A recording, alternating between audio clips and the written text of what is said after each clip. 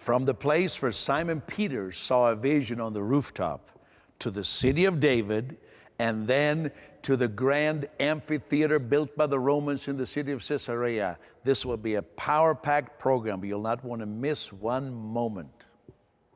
God's love, elevating, energizing, empowering. Miracles happen when you know that you are loved. Peter Youngren has communicated God's love with millions from every religion and culture. Get ready for your ultimate life because you are loved.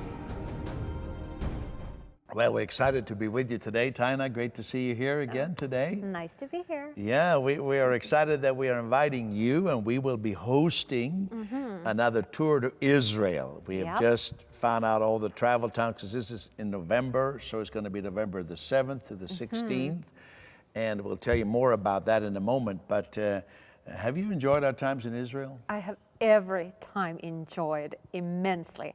It is a place like no other on this earth. It really earth. is. You know, we try to show the people all the places we're taking you, and it's a busy schedule, but then everybody has their own personal experiences in Israel. True. We had one this time. You know, we got out of, I don't think we could sleep or whatever. We had been traveling and we had jet lag.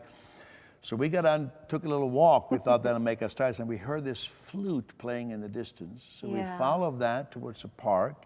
And there we were listening to this flutist at midnight. It was a night, A little bit romantic, wasn't it? and with the old city of Jerusalem as a backdrop. Yeah, the wall was there, and it was so beautifully lit up, and we heard this flute, and we were in the dark and in the park. Oh, that was... You can't schedule that on a tour. It just happened to be there, but everybody has those experiences. Yeah.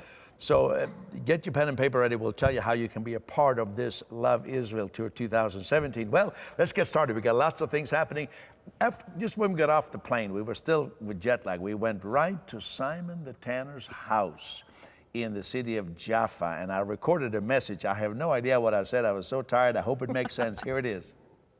I'm here by Simon the tanner's house, where, of course, Simon Peter received the vision on the rooftop 3 times, but something else very significant happened here that tells us about the faith of Jesus Christ. It is believed that it was in this house here in Joppa where Tabitha, or Dorcas, was raised from the dead. Now, what's so significant about this? If you read the story in the book of Acts, chapter 9, what happens is all the women are crying, and they're holding up different cloths and aprons and blankets that had been made by this Dorcas or Tabitha. And they are wailing and crying for her. They're so sad that she's gone. And then Simon Peter walks in and he asks everybody to leave the room. He learned that from Jesus, who did the same when he came to the ruler of the synagogue's house where the young girl had died. So he asked everybody to leave, and then he says he knelt down to pray. So if we read the story very carefully, we find out how Simon Peter was praying. He was praying with his back towards the dead body, because it says after he prayed, then he turned to the body and he said, Tabitha, arise. So that means he must have been turning away from the body when he was praying. Now herein lies something very fascinating.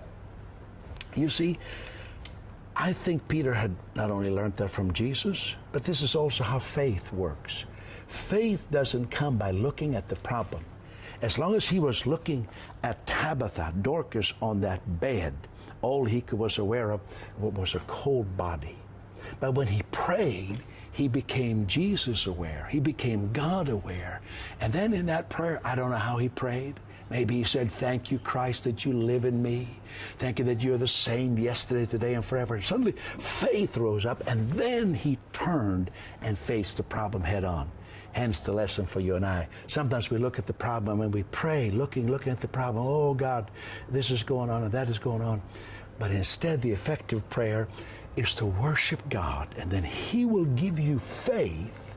And when the faith comes, you turn to the problem and you speak to it. So that's just one of the beautiful lessons about the faith of Jesus Christ working through us right here from Simon the tanner's house. My, that is good. I'm blessed by what I said there. I almost So apologized. am I hadn't seen that clip. We were just off the plane and a little bit jet lagged. Yeah. But that's powerful. It is. Don't look at the problem because that'll discourage you. Look to Exactly. Jesus. I Yeah. get so blessed watching myself there. It reminds me of the festivals, gospel festivals. We never look at the people. You know, they can be laying down in the beds and Yeah, wheelchairs. You know, we are just focusing on Jesus. Yeah, because if you just only look at the people Yeah. and you don't see Jesus, you're going to just be discouraged. Yeah. Oh, this is exciting. We could just go home and say the program is over right now, but we got lots more happening. That's good. Call the prayer center. And there's always a prayer minister standing by. And as powerful as your problem is, as significant as it is, we mustn't stare on that until it consumes us, but we look to Jesus because therein is the solution. Okay, I promise you a second clip. We will go right from the Simon the tanner's house to the city of David. Here it is. I'm standing here with the backdrop of the ancient city that David built here in Jerusalem. You know, David is in so many ways a picture of Jesus Christ. You remember the blind beggar? He said, "Oh, son of David, have mercy on me." Well, David was born in Bethlehem. Bethlehem means the city, the house of bread. He was born to become a leader, providing spiritual bread and nutrient for the people of Israel. Jesus was born in Bethlehem to become the bread of life for all of humanity. The famous story of David defeating the giant. That giant Goliath is a picture of the devil and evil and shame and fear and anything that is anti-gospel, that wants to encroach itself into your life. But David saw victory over that enemy in the same way that Jesus triumphed over principalities and powers and made a show of them openly. David was anointed. Jesus is the anointed one. David came to restore and build up Israel into greatness. But through Jesus, that covenant is extended to all the world without limitation, not just one nation, because in Jesus there's neither Jew nor Greek, neither male nor female. So he is the anointed one for all the world and for whatever you are facing today. A little thought here from the ancient dig of the city of David. There you get a little feeling of what it's like to tour in Israel, because it's like a minute here, it's like 3 minutes there, and wherever you go, there's connection points with Jesus. Yes. So here I was in the city of David. I started thinking, son of David, and you know, even the tour group said we got to move on, but I just see some other Jesus connection here, right? And that's what the participants like so much. Oh yes. And you could hear maybe they're at home some construction noise. They are still digging that city of David still today. Imagine that's right. how long time ago it was. So that means when we go this year now, there are going to be things discovered. In fact, do you know, Tina, I haven't even told you this. I have secrets even for you now. I'm taking you to places this time where you've never been, where we've never taken a tour group. We're going to take you to some places that have just recently been discovered. Oh, that's and exciting. It's going to be super interesting. Yeah. So you'll not want to miss that. But right now, we want to tell you about the tour. We've been promising this. So let's go with the announcement. Have pen and paper ready, how you can get the information. Here it is. You will journey from where Abraham entered the promised land to Golgotha, where Abraham's blessings were provided through Christ. Is this your time for a trip of a lifetime? Join Peter and Tina Youngren on the Love Israel Tour. You'll walk where Jesus taught and healed the multitudes, where the early church was formed and where the prophets spoke. Discover secrets and fresh spiritual insights as you walk the streets, hillsides, and seashores of Israel. You will uncover life-transforming nuggets of God's unmerited grace as you are enriched by on-site teachings. Enjoy meaningful fellowship with like-minded believers on the tour and meet believers in Jesus Christ who live in Israel today. One person commented, "I've been to Israel several times, but this was the very best." Pastor Peter's revelation of Jesus Christ and his knowledge of the history of Israel made this trip unique. I can't wait to go back. There is no better time than now to tour Israel. Love Israel Tour. For more information, please call 1-877-974-7223 or go online to peteryoungren.org to receive your free information package. Discover Christ in the land of the Bible. I just found coming to Israel totally amazing. The Bible has become alive. Being on this tour with Peter Youngren, it has been one of the most amazing things I have seen. Okay, so I just want to encourage you, if you ever get the chance to come to an Israel tour with Peter Youngren's group. This tour has been absolutely over the top amazing, from the archaeological digs and the Bible teaching along the way to the fantastic food and the wonderful people that we've met along the way. For me, this is my dream come true. The people, the fellowship, the culture, the food, the sights, the history, absolutely everything has been wonderful. And for anybody who wants the stories in the Bible to come to life, this is truly one of the best ways to do it and to experience it and to walk back into the past 2,000 years ago. It has become reality to my soul and to my spirit. Come to Israel, you'll never be the same. Jesus Christ walked this place and he ministered here, and to get a feel of the place where he walked and preached is something that has to be experienced. This trip has just given me a deep appreciation for the finished work of Christ. Each location, he has been teaching you things that makes the Bible come more alive. Israel is my best trip ever that I've ever had. To be able to walk where Jesus Christ walked, dying where Jesus Christ died, and see the many wonders, histories in the Bible that we have been reading. And I'm happy that I decided to come on this particular trip. I find everyone very caring and very loving, and it's a real peaceful and enjoying time for me. Everything has been over the top amazing, and I came by myself not knowing a soul, so you can too. Well, that's good news.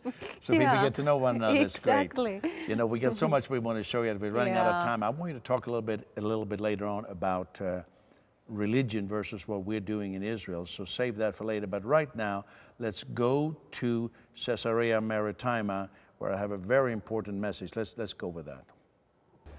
It's kind of appropriate to be here because you remember our first stop, which was at Simon the Tanner's house in Jaffa. And you remember how Simon Peter received a vision to go to Caesarea, where we are right now. So we've kind of gone full circle from our very first talk when you got off the plane. But I don't want to talk so much about that. I want to talk about something else that maybe the guides won't talk about. They'll talk about Herod the Great and all the architecture and so many interesting things in this Roman amphitheater and in this area. I want to talk about the Apostle Paul. Three very important things happened that we know in Apostle Paul's life here. You remember the time when Agabus the prophet came and took his belt and tied his hands and said, you're going to be sent to prison? Yes. And he still went ahead. It happened right here in Caesarea. Wow. Second thing that happened in Paul's ministry, he spent, depending how you count it, between 5.5 to 6 years in prison. Wow. 2 out of those years were spent here in Caesarea, in prison. Why was he sent here to prison? It was to protect him from the religious leaders in Jerusalem. They were trying to kill him. In fact, they were beating him, and the Roman garrison sent 200 soldiers and escorted him here and kept him here in prison. The third thing that happened here is the Apostle Paul's journey to Rome began here. Remember, there was a centurion that went with him, and he went to Rome, and he appealed to Caesar, and he was there in imprisonment, and he wrote several of the epistles, and then we believe he was released and went on another missionary journey. So this place is, I think appropriately, for where we are in our tour, it has an attachment to Paul the Apostle. Now, Paul was a very religious Jew. You remember he said, I don't take the back seat to anybody. I'm of the tribe of Benjamin. I'm a Pharisee of the Pharisee. As far as my religion, I'm blameless. In other words, I'm top shelf.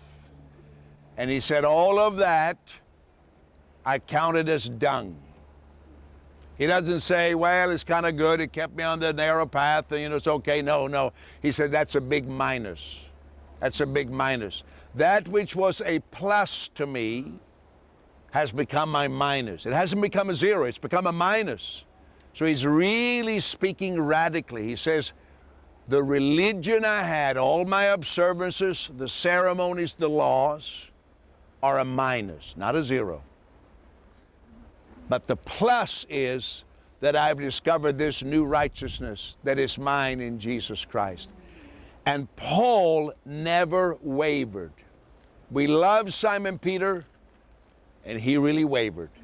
On the day of Pentecost, oh boy, did Simon Peter preach. He says, this is for all flesh. But then a couple of years later, when he was supposed to go and witness to one Italian, he was hesitant. Suddenly he wasn't so strong. I said, it's amazing what you say under the anointing. It's amazing what Simon Peter preached. But then, he was hesitant. And then we find him again in Antioch. He's hesitant. And Paul has to publicly rebuke him and Barnabas. So what made Paul this Jewish scholar? Because it doesn't make sense that the Jewish scholar Rabbi Shaul would be sent to the Gentiles, while the Apostle Peter, the somewhat rudimentary fisherman, he would be sent as the apostle to the scholarly people, to the Jews. If you were God, surely, but we're glad none of us are, we would have said, well, Peter will go to the Gentiles. They're kind of barbaric anyhow, and we'll send Paul to the Jews. But God does the opposite. I may know that God's wisdom is greater than ours. And why did Paul see the finished work of Jesus so beautifully? Here's how I describe it, and maybe you've heard me say this. There he is, full of murder and terror. He was really a terrorist, dragging women and children out of their homes, breathing murder. Whether he had actually murdered somebody, we don't know, but we know that he was there at the murder of Stephen. And possibly he could have stopped it, so it would make him responsible. So we have a man that everybody is afraid of.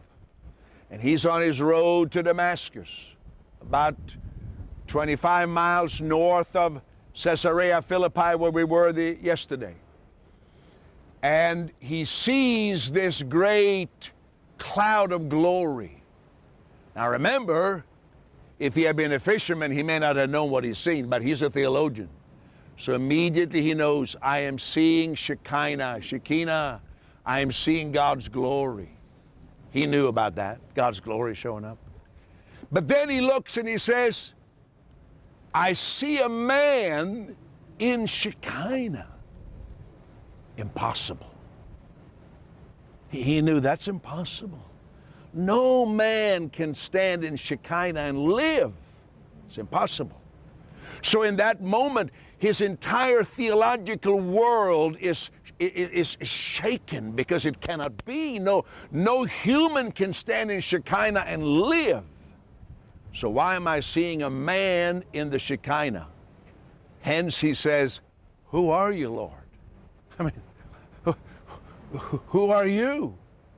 This is against everything I have believed in my whole life and what I fought for. And then comes the answer, I am Jesus whom you persecute.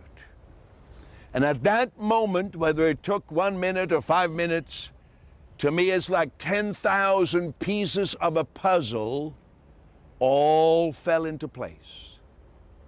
He's thinking, you mean you are the one that my friends in Jerusalem crucified? You're the one that we've been fighting against? You were sacrificed at the cross, and you are standing now in Shekinah. He's saying, I understand. I know all about the prophecies, the ritual, the ceremonies, the sacrifices. He said, this is it. If Jesus of Nazareth is standing in Shekinah and he was sacrificed on the cross, then all sacrifices are over. It is finished. There is no more sacrifice. There is no more rituals. It is finished. The Messiah has come. And he sees it like that, and he never wavers. And then he goes, and he teaches the other apostles. The Bible tells us he went to Jerusalem many years later and taught the other apostles. Doesn't make sense, does it? That a fellow who didn't even walk with Jesus, he would teach the others. And it says when he was finished teaching them, they didn't add one word. They didn't say like, oh, Paul, you forgot something here, They just said, yeah. Because he taught them the gospel. He says, I was taken to heaven, and I saw that the gospel is that when Jesus died, we died. When Jesus was buried, our sin and shame was buried, and when he rose, we rose with him. And so he really delivered the gospel. And so I think Peter speaks to us because he wavered, so if we ever waver, it gives us hope. But Paul is our man. He says it 40 times. He says, I'm the sent to the Gentiles. I have received this mystery. He doesn't even say we received it. He says, I received the revelation of this mystery that was hidden through the ages for you Gentiles. So Paul's our man. He revealed what really happened. And he was in prison right here in this place. And then he went on from this place with this passion. I want to share what I've seen. What I saw in the glory of God means that one is not an ordinary man. He is the Son of Man, and he's the Son of God, because if he wasn't God, he couldn't stand in Shekinah. So when you look at all the other things here, all that Herod did and the marvels of the Romans, don't forget, our man, he was here in this place, all right? It's just amazing how much has changed and how much hasn't changed. One of the things you commented to me, Tina, about is religion in Israel. Just share that with our viewers. Well, I thought that, if bringing religion to the world, bringing religion to the Israel, we are basically done. We don't need to bring religion to Israel. They got lots of it already. They have a lot of it already. So, but if we want to bring the gospel back to Israel and to Jewish people, to Arab people, that's another story. Then the need is really, really great. And that's what this clip shows. So let's look at that and then we'll close our program.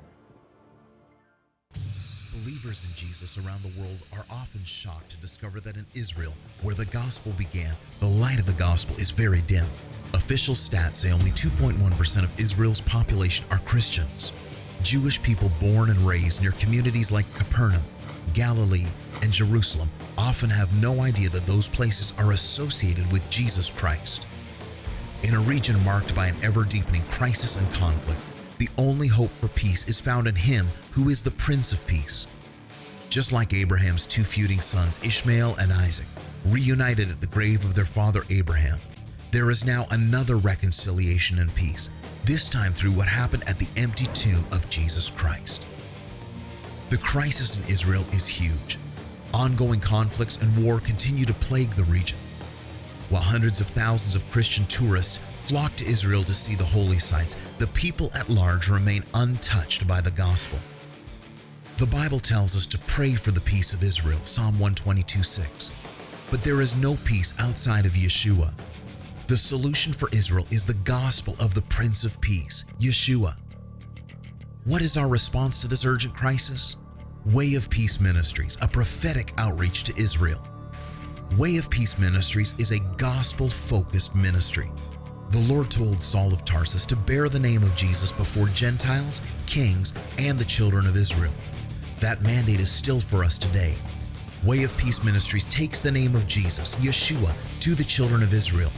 While many Christian ministries are interested in the land of Israel, Way of Peace reaches the people of Israel with the gospel from the north of Israel to the south, east to west. All of Israel shall be saved.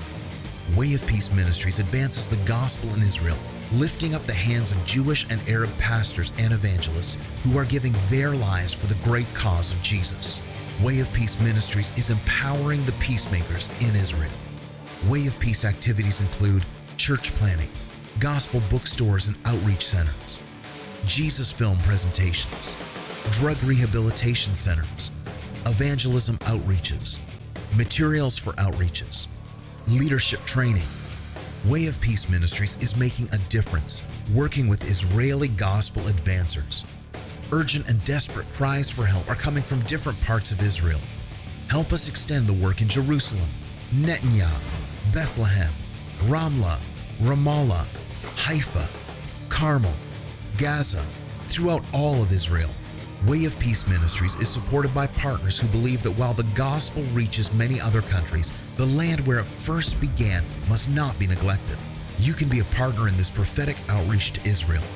Way of Peace is made possible by partners who give and pray.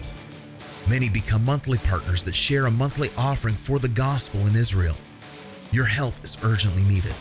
Thank you on behalf of the gospel workers in the land of Israel. Today, would you call and give your very best gift towards aiding this crisis in Israel? Or go to www.wayofpeace.net. Your help is urgently needed today. Call now. There's a line in that narration that the place where the gospel began must not be neglected. Let me explain, because in one sense, Israel is not neglected. Christians from all over the world focus on Israel and end-time prophecy, and they go to Israel. They talk about Israel. They support Israel in certain ways. But when I use the word neglected, I'm talking about the gospel. When it comes to sharing the gospel in Israel, the neglect is terrible. People live and die without hearing the gospel right in Israel. And that's why we're asking you to stand with us, to become a monthly partner in this great ministry called Way of Peace, where we share Jesus, we share the gospel. Like Tina said, religion is everywhere. We don't need to help that out. No. Religion has taken over, seemed every square inch of the country. But we need to bring the gospel. So please go to the telephone there and help us, either with a gift or to become a monthly partner, because we are involved on a monthly basis. So really that would be tremendous. But anything you can do, we are very, very grateful. And then remember, enroll, come to Israel with us. November 2017, we'll be there. It's going to be great, and you're going to enjoy it. We're going to have so much fun together and discover Jesus and discover history and be like one big, great family. It's going to be awesome. Tina, we look forward to it. Oh, we do. And so we're down to the last second, and all I remind you of that you are loved. Thank you. Your partnership makes this ministry possible. To share your prayer request or to help bring the good news of Jesus Christ to thousands who have never heard, call 1-877-974-7223. You can give at www.peteryoungren.org or send your gift to World Impact Ministries at P.O. Box 2108, Vista, California 92085 2108 or 190 Railside Road, Toronto, Ontario, Canada, M3A 1A3. Together, let's give everyone a chance to hear the gospel.